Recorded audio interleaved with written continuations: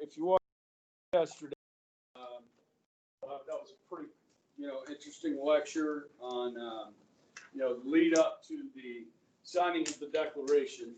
I did a little bit on the board about the Articles of Confederation, so ignore this because you have the other homework, okay, the 29 terms, okay. I've gotten like 5 of those in so far. That's due tonight at midnight, okay. If you want to get your grade up, I would definitely recommend doing that, okay.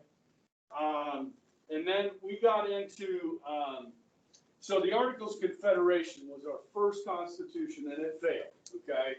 And it was, I don't know if you remember this, when we studied confederal, unitary, and federal systems of government, where the power lies, national, state, and local. This is a confederal system where all the power was at the state and local level, and very little power was given to the national government. And then they started having all kinds of problems. So the Articles of Confederation was really only in from 1781, during the American Revolution still, to 1787. And that was a failed constitution. Okay, so they're getting back together. George Washington is really concerned, after all the things he did to, get this country on the right path. They called for a new convention. Okay, and so this is May 25th to September 18th, September 17th. And the 17th, guys, is what we refer to as Constitution Day. Okay, it's one of the days of the year you're supposed to fly your flag. Get a pass. They didn't give me one. Why? I don't know, it's an excuse. Why? It's the school buses can't drive. Huh? School buses? Yeah, they just sat there. And the kids have their coats on there. I'm confused. Were you riding the school bus? No. Huh? I don't think so. No. Well, you were stuck behind the school bus? Yeah. Where? The neighborhood. In your neighborhood? No. Different neighborhood. I had to get the vice president. You had to get the vice president? Yes. Pick them up? Mm-hmm. Oh, okay. That's why he didn't do announcements. Ah. Gotcha. All right. Okay, so as I talked about yesterday, guys, this is a really important group of men. There's going to be 55 delegates from the 13 states, okay? And 8 had been signed the Declaration, 7 to the First Continental Congress, 7 governors, and they're going to be gone for 3 months, okay? This is a long, hot summer. This is the hottest summer in Philadelphia in 30 years, okay? And these notables are there. So Franklin, Washington, Hamilton. Jefferson is in France. I told that story yesterday. And Patrick Henry doesn't like the idea of a strong national government. So we're going to be coming back to Patrick Henry quite a bit. Washington's the chairman of the convention. He's almost like a god. I mean, after winning the American Revolution against the greatest army in the world, the greatest navy in the world, Washington is a hero. He's beloved. Now, Madison is going to be called the father of the Constitution, okay? And I probably mentioned that like the first day of class when I was introducing the syllabus. That might have been in honors. But anyhow, Madison was, as a young man, just give you a little bit of insight to who we're talking about here. There's that.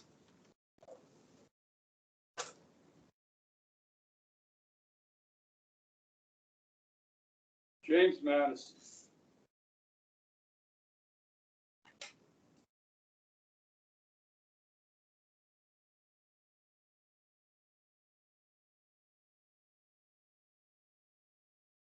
Starting about the age of 12, Madison went to school for several years under the tutelage of of a Scotsman named Donald Robertson, and then under the Reverend Thomas Martin, an Episcopal minister who lived in the Madison home. At the age of 12, he studied Latin, Greek, arithmetic, geometry, algebra, geography, literature, French, and possibly Spanish. The literary works he was reading at the age of 12 included Virgil, Horace, Justinian's Institutes, Montague's Essays, Locke on Human Understanding, Montesquieu's Spirit of Laws, Smollett's History of England, The Imitation of Christ by Thomas Kempis, and others. Okay, Madison was a bookworm. Okay, he was going to probably become a pastor, but somehow he got himself involved in politics, and he was discovered by Thomas Jefferson, both from Virginia. And so Jefferson kind of took Madison under his wing and helped him, get involved in politics in Virginia. Okay, so Madison at this constitutional convention, this is Madison over here. He brings with him a plan of government. Okay, and it is his plan that's kind of the outline that is used for the convention. And during the convention, he took notes of the debates that went on. So we know a lot of what the debates were about because of Madison's notes. Okay. And therefore, he gets the name Father of the Constitution. Okay. So that plan that Madison brought with him, this is his handwriting right here. It's called the Virginia Plan. Now, you guys might remember this a little bit from last year in your history class. Does this sound familiar, the Virginia Plan? Okay.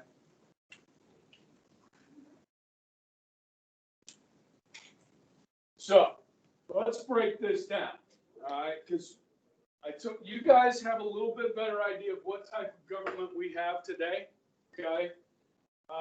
What our system looks like today, okay?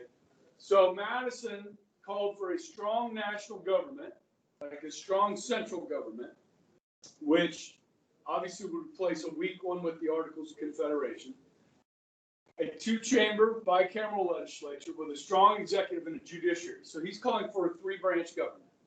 Under the Articles, we only had one branch. Okay. Now, with this, the government will have new powers. Okay. The way the legislature is going to be set up is based on the population of the state. Okay, so the more people you have in your state, the more representatives you get. Okay, we have that today in the House of Representatives. How many members are there in the United States House of Representatives?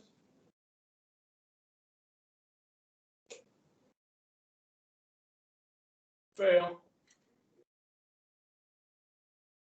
How many? 435. Okay. Now, look at California over there on the map. They have 55 electoral college votes. That means they have 53 members of the House. Kansas has 6 electoral college votes. We have 4 members of the House based on population. Now, under Madison's plan, okay, both houses would be based on population. So Virginia, Pennsylvania, Massachusetts, Maryland, and North Carolina were the largest populated states. So the people would get to elect the first house, and that house would elect the state's nominees for the second house. So the people are not choosing the second house. Okay? Members of the executive and judiciary would be chosen by the legislature. So Congress would choose the president and the judges. If Congress is choosing the president, what type of system is this? Is it a parliamentary system or a presidential system? If Congress, the legislature, elects the executive. Okay, this goes back to earlier learning.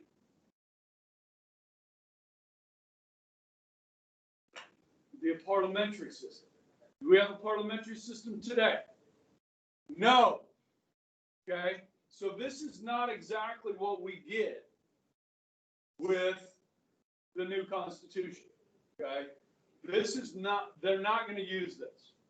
They're going to use it as an outline to start with. Okay, but this is not going to be exactly what we get, because there are different opinions in the 55 men in that room. Okay, now speaking of those 55 men, they were all wealthy, except for one.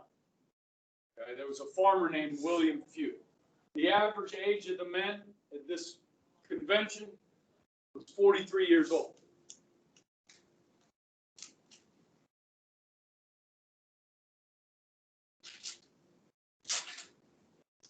Now, when this plan, the Virginia plan, was introduced, and by the way, guys, we're going to talk about two plans. Does anybody know what the other plan is called? Virginia, and it's named after another state. The New Jersey plan. Okay, you're going to have to write about this on the test. You're going to have to talk about these two plans and the resulting compromise. Okay, so Madison didn't even introduce this. He allowed Edmund Randolph, another Virginian, to introduce it, so Madison could look back, look around, and watch the reaction of the room as this was being read, because he wanted to see how people felt about it and listen to the debate. Okay, so this is a very intelligent man that's thought a lot about different systems of government that would work best. Okay, and this plan is pretty good, but it will change. Okay, so new powers that the national government's going to have. This is a big difference from the first Constitution. They're going to allow the government to tax, the national government to tax, okay, which will give them more power. You're going to be allowed to make national laws over the whole country. This is scary for some people. They don't want a lot of power with this national government being able to make laws. So if the national government's in New York and you live in Georgia, you could have these people up in New York from these populated states making decisions for you down in Georgia. And some people don't like the idea of that. Okay? And they could regulate trade, both interstate, between the states, and between other countries, trade with other countries. Okay? So these are the three powers, main powers, that are given to the national government under this Virginia plan. Okay? So on a test situation, if you're writing about this, you would just point out the highlights. Okay? A strong central government, bicameral legislature with three branches. Okay? Based on population, the legislature would be based on populations. Okay? And they would have the power to do these things. Okay?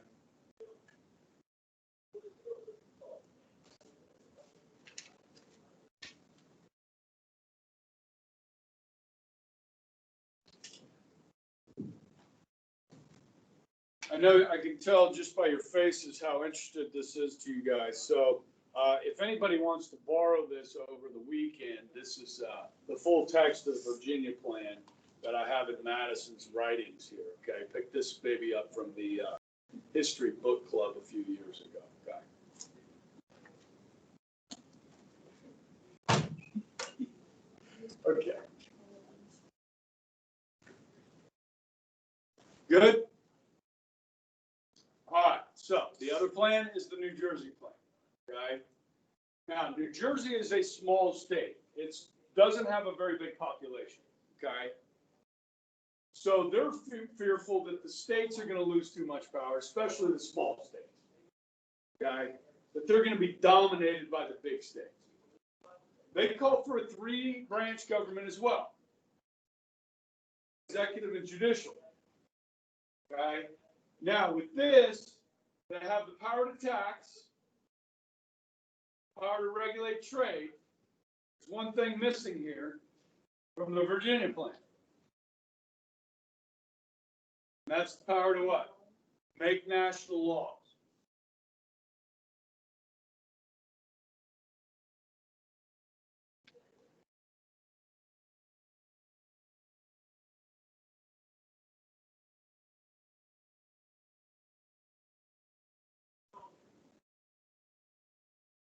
So they want the states to have a bigger say what's happening with the national government. Okay. So they're going to have a one body, legislature, one body, unicameral, and each representative is going to get one. That's just like the Articles of Confederation, guys, where each state got one representative. So New Jersey, with a small population, has the same power as Virginia with a very large population. Is that fair? Well, some states don't think that's fair. If you have more people, you should have more say. So guess what? They're going to debate this. Okay? Now, these representatives for this unicameral legislature will be elected by state legislatures. Okay? Not by the people. Now, this is not necessarily a parliamentary system. Could be seen as a part, because this is state legislatures that are electing these people. Okay?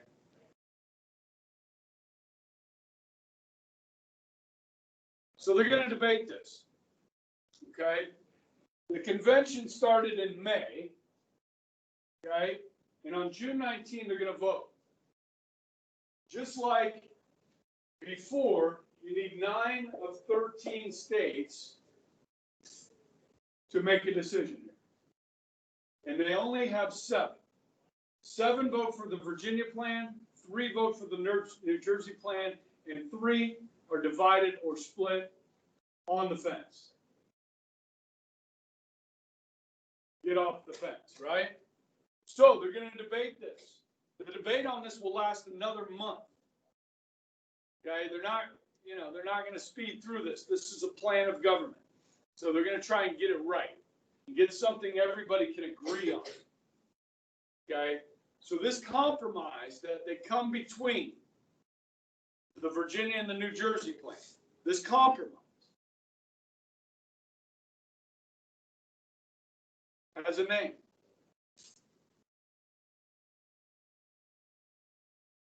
What did you say? Say it. That is for something. What is it? What did you say? Something else. It's Okay. the 3/5 is what I said. Okay, we're not there yet. But that's coming. 3/5 is coming. I mean, this is a pretty big deal, right?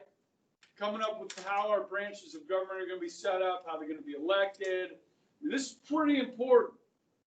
It's huge, you might say.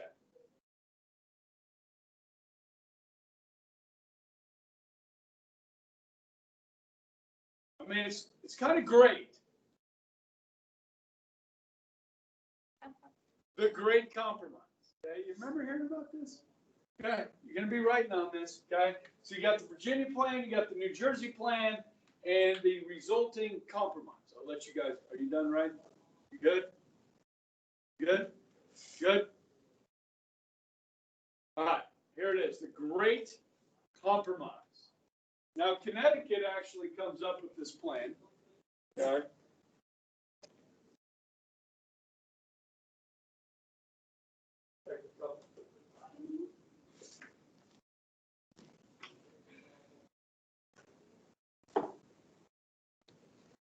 Okay. July 16, 1787, the Connecticut plan, or a Great Compromise, okay, is going to come up with this system. All right, pay attention. This is what we're going to start with right here. Okay, we're going to have the House of Representatives based on population. How many members are there in the United States House of Representatives? 435. Okay, the first one is going to have 60. 60. Okay, you don't need to know that for the test. Okay, and they would be based on population and elected directly by the people. Is that what we have today in the House of Representatives? Yes. Okay, that's how we elect the House. It's 435 people. Based on population, we get to vote for them. Okay?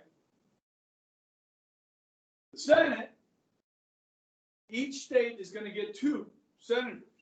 Is that what we have today? Yeah, 50 states, right? 50 states, each gets 2, we have 100 senators. These senators would be elected by state legislatures. Is that what we have today? Do we get to vote for our senators, or does the state legislature get to elect them? That would be Topeka. Our representatives of Topeka select members of the Senate. No. This has changed. Now this becomes the Constitution. So when you change the Constitution, it's called a what? What's a change to the Constitution? Say it. An amendment. Does anybody know what amendment changed this? It's not in the first 10, right? His first 10 is Bill of Rights. It's actually the 17th, okay? So the 17th Amendment changed this.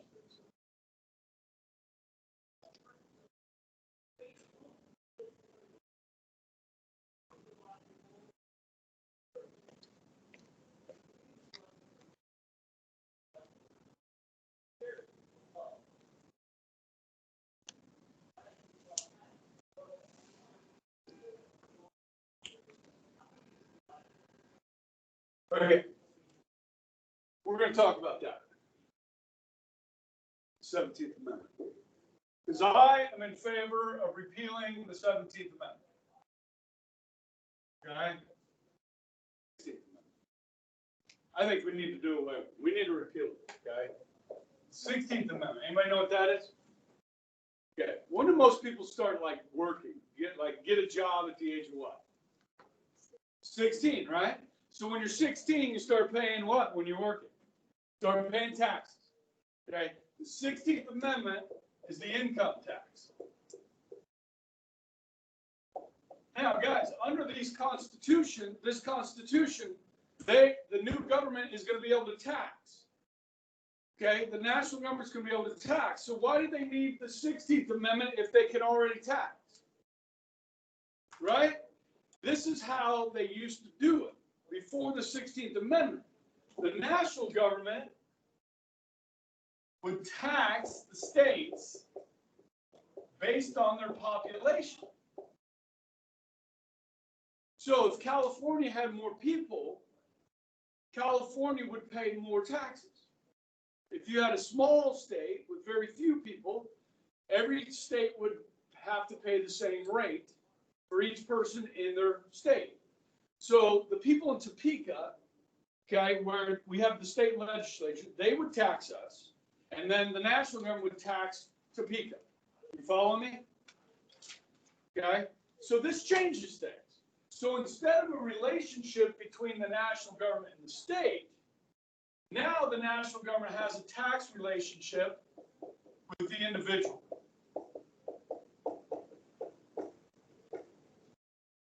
So the people taxing us from the federal government, are way over there in Washington, D.C. Okay? Instead of the people that are taxing us living in Topeka or in our neighborhood that represent us. Okay, we create distance between the taxers and those that are being taxed.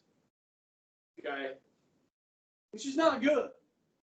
If somebody's going to take money out of your check every month, that should be somebody that lives near you.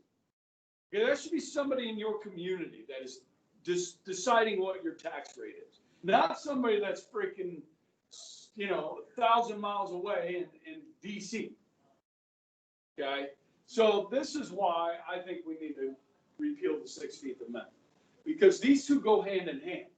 Okay? So it used to be like this. For the Senate, with the 17th Amendment, okay, the state legislatures are people in Topeka, okay? They would elect the senators. Right? That's how it's set up.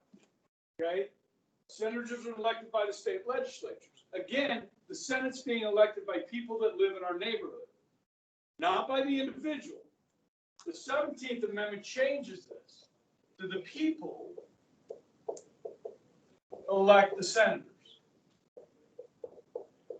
Now, this is more democratic, yes? And because it's more democratic, it has to be good, right? That's what they want you to think. Okay, so now look at the situation here. Okay?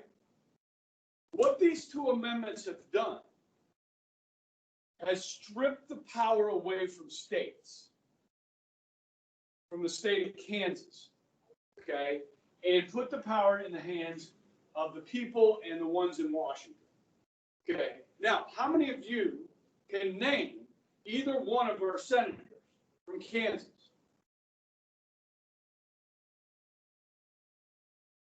He's our member of the House. Ron Estes represents us in the House. He's a representative in Congress. We have two senators. Who? Say Ron Paul. No. Jerry Moran. And then one that's retiring. It's going to be replaced by Marshall or Bollier. What's that guy's name? He's been in the Senate for a long time. And now I can't even remember his name. Aren't they in there for life? No, 6-year terms for the Senate. Oh my gosh.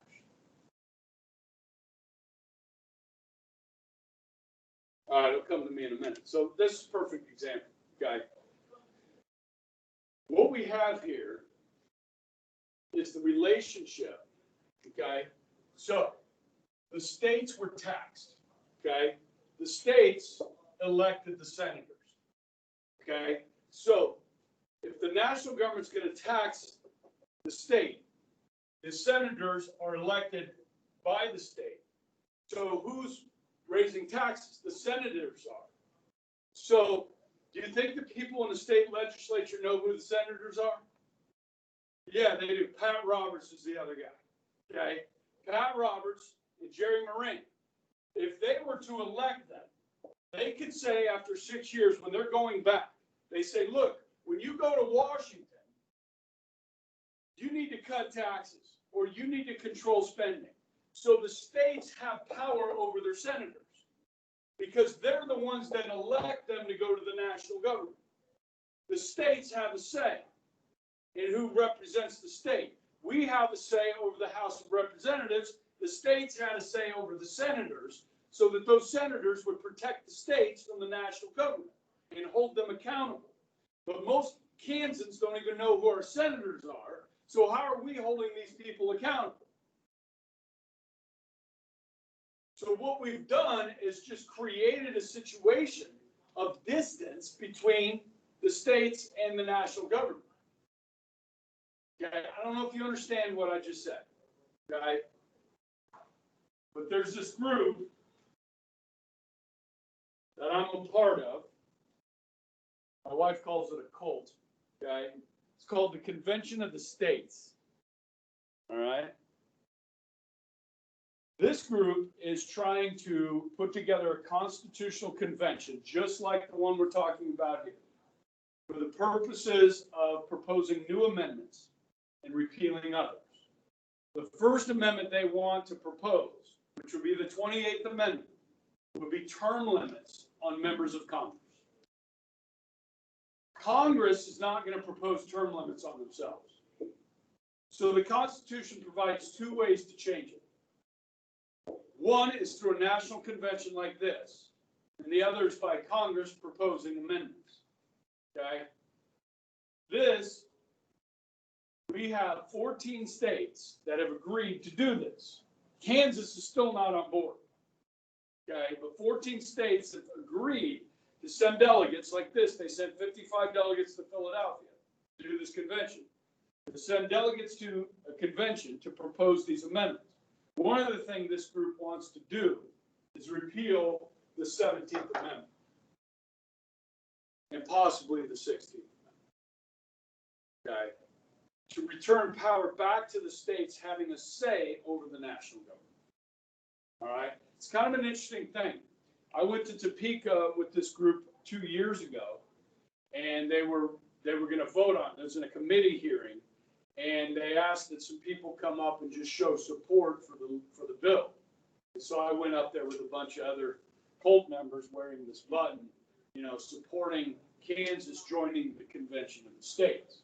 Okay, it did not pass. It passed the House in Topeka. It did not pass the Senate. Okay, so that's frustrating. But we do have some allies in the state legislature that want to see this done. And I think as more states join the Convention of the States, Kansas will probably follow. Right? They're worried about a runaway convention where there's like a bunch of amendments proposed and it gets out of control. The thing is, guys, amendments have to be ratified by the states. You got to have 38 states or 3/4 states to approve an amendment. That's why it's only happened 17 times since the Bill of Rights. Okay, it's hard to ratify an amendment. So you're not going to get in a situation where things get out of control. It's just a silly argument by those that are opposed. Okay. All right. That was a little off topic, but on topic. Okay. All right. Guys, in the Constitution, they're going to mandate that every 10 years we do a census. Okay. The first census in American history was in 1790. And you can see from this, the most populated states, Virginia had 691,000. Okay. Pennsylvania, Massachusetts had 403, almost 400 here. Okay. North Carolina had a lot of people. Maryland had a lot of people. So you can see the larger states are going to have more representation in the House of Representatives. Okay. Everybody's going to get 2 senators. This is the great compromise. Okay. Now, in order for a bill to become a law, both houses have to pass a bill for it to become a law. Okay? That's still what we have today. And anytime they're going to spend your money, which house does it have to start in? Anytime they're going to tax you or spend your money, does it have to start in the house? It has to start in the house, okay? Because that's closer to the people. All right? That's a tradition that we take back from really the colonies, the colonial era. Right? So we've got this compromise put out. Now there's some other issues to work out. One you mentioned earlier, okay, and that is slavery.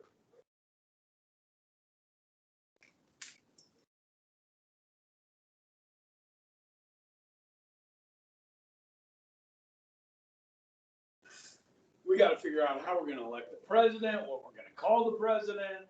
There's a lot of little things to work out here, okay? This is a big one. So yesterday I talked about the Declaration of Independence, which is 11 years before this convention, 1776 and 1787, okay? And the issue of slavery had been pushed back because they didn't settle the issue in 76. So here it is again. Guys, if we are going to get a new constitution, this new constitution, you need 9 of the 13 states to agree. Okay? There are more than 4 slaveholding states at this point. Okay? There are some states that start to do away with slavery by 1787. Okay? Like Massachusetts. So the Northerners, many of them want to do away with the institution of slavery because it's an abomination to human rights. Okay? But Southern states rely on slavery for their economic existence. So they want to keep the institution.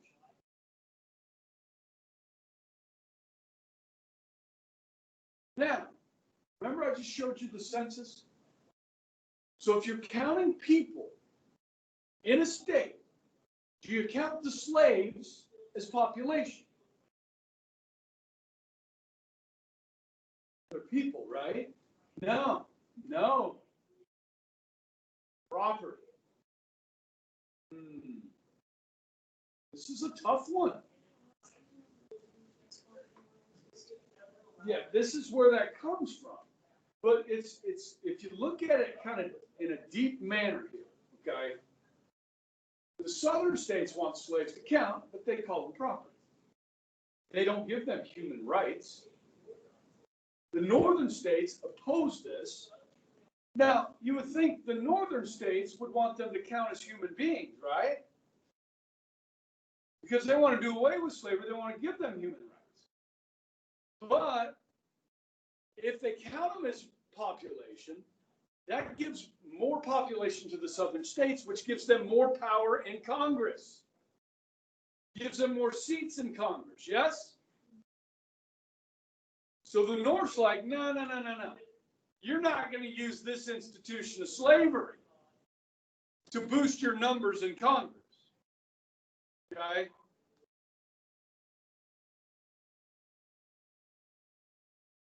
So, Georgia, North Carolina, South Carolina, Virginia. There's 4 states right there, okay? But then some of the other states, like Maryland, still have slavery as well. So are you going to get 9 votes for this new Constitution? You're not. So guys, we're stuck with the Articles of Confederation if we don't compromise here. If the North doesn't compromise, we're stuck with the previous Constitution, and the country's going to fall apart. So again, I say to you, you can have a critical view of these men in this room that are going to make this compromise.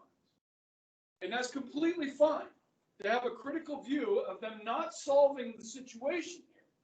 But to solve the situation here means there's no Constitution. They have to compromise if they want to get this done. So they're going to. It's ugly. It's horrible to say that each slave would be counted as 3/5 of a human being.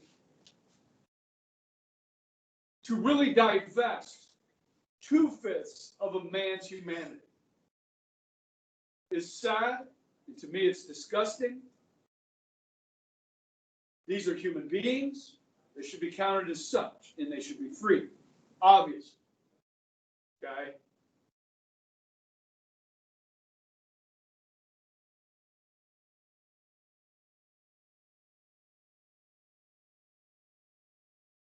So once again, like in 1776 and 1787, they're going to push this issue back to a later time.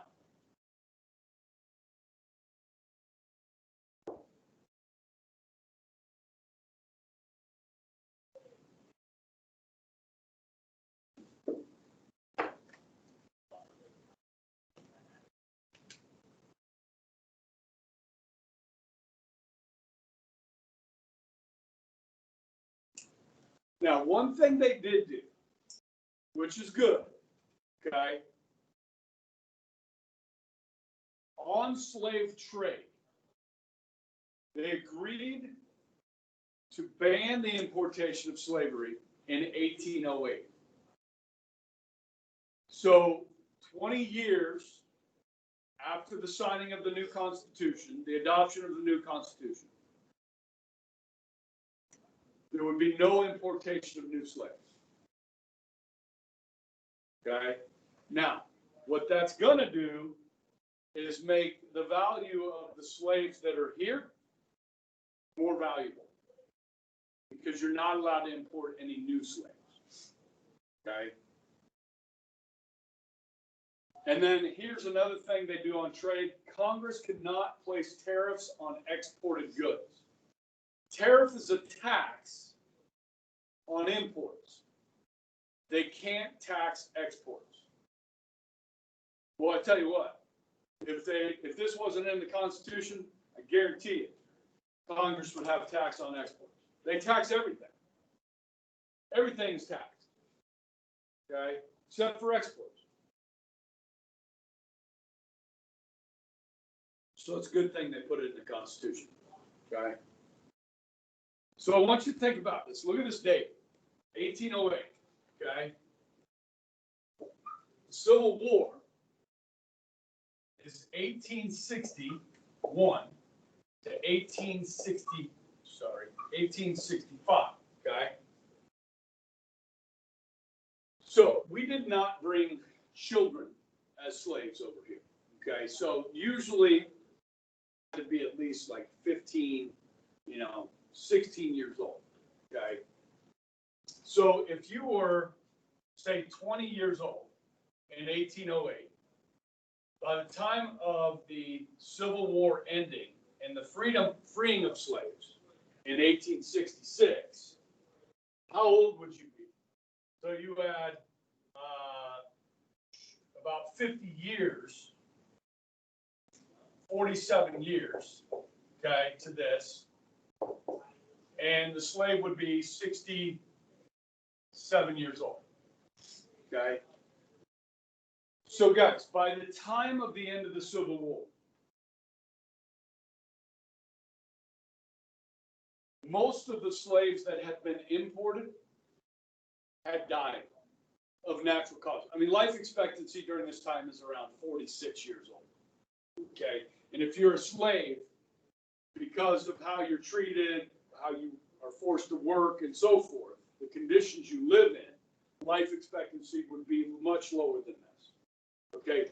So when we freed the slaves in 1866, chances are those slaves were born in America, okay? And this is where we get the 14th Amendment, okay? 13th Amendment abolishes slavery, 14th Amendment gives everyone citizenship, okay? So chances are, there may have been a few slaves that were freed that were actually born in Africa. Most of them were born here, okay? It's kind of an interesting thing, you know what I mean? Just to talk about the timeline here and the impact of this decision in the Constitutional Convention, okay? It's not something I think a lot of people focus on, so thought that was pretty good. Now, I don't know if you guys have seen many movies about slavery or know much about slavery. Back in the 80s, there was a movie that was like a miniseries came out called Roots, okay? And then Oprah Winfrey starred in a show, one called The Color Purple, okay? These are two of the more famous slavery movies. Of course, you have the one called Django. Any of you guys seen that? With Jamie Foxx. You have seen this, Django? Oh my gosh, it's crazy. It's a Quentin Tarantino film. So it's like this freed slave guy that's, is going out to save his wife. He's trying to find his wife, and he's working with this other guy, and this anti-slavery guy. And it's one of the bloodiest movies you'll ever see. Okay, but you do see some treatment of slaves in that kind of give you an indication of what life was like for slaves. Because every slave master was different. Okay. You had some that treated slaves somewhat humanely. And I use that loosely because if they treated them humanely, they wouldn't own them. You know what I mean? Some were very brutal. So you know about the whipping, right? Chains and whips. And then just, like rapes, the slave women and girls, splitting up families, so like there's a husband and a wife. Some masters would allow them to marry, some wouldn't. And then they would split up the families after they had kids, which is horrible, you know what I mean? So it's a horrible institution that had to be fixed, and it's going to take a war, obviously, to do that. So we keep pushing this issue back, okay? And so I think from a critical standpoint, you can view the United States in a negative light because of this. But at the same time, almost every country in the world is going through the same thing as we are, okay? And eventually, most countries will do away with slavery. Slavery still exists today in this world, okay? And I think we should celebrate the fact that we got rid of it, okay? But there are a lot of people that want to harp on the fact that we have it. And I think we should teach this in school. We should discuss this openly, okay? And be honest about it, okay? So, looks like we're about out of time. I'll pick up there next week, okay? And don't forget to do your assignment tonight. Get it in, get it done. I gave you a week.